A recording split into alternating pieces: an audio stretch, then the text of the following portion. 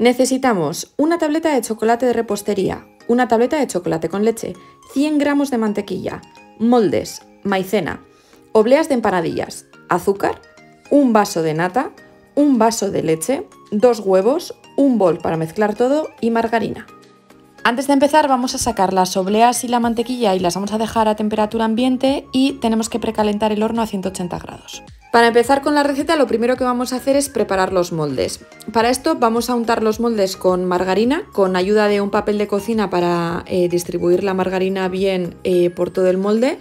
Esto es súper importante para que la oblea no se pegue y al sacar los pastelitos del horno pues se puedan sacar de los moldes con facilidad.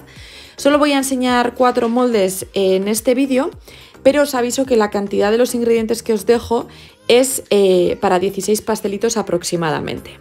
Una vez tenemos los moldes con margarina, lo que vamos a hacer es coger las obleas y tenemos que meter una oblea en cada molde.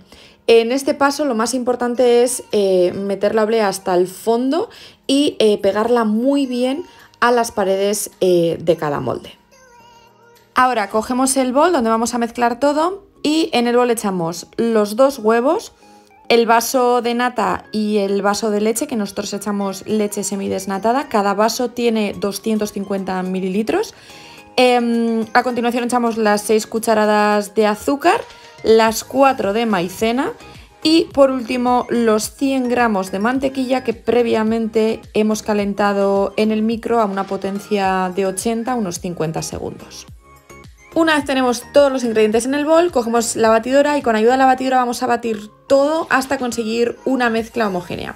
Una vez tengamos una mezcla uniforme, cogemos los moldes y rellenamos los moldes con la mezcla de nuestros ingredientes. Cuando tengamos todos los moldes llenos, vamos a meter la bandeja al horno unos 30 minutos a una potencia de 180 grados.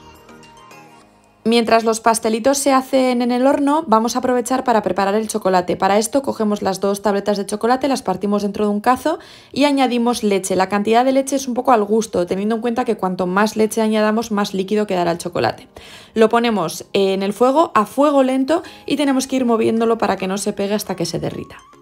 Pasada la media hora sacamos los pastelitos del horno. Es importante que antes de desmoldar los pasteles dejarlos un poco a temperatura ambiente.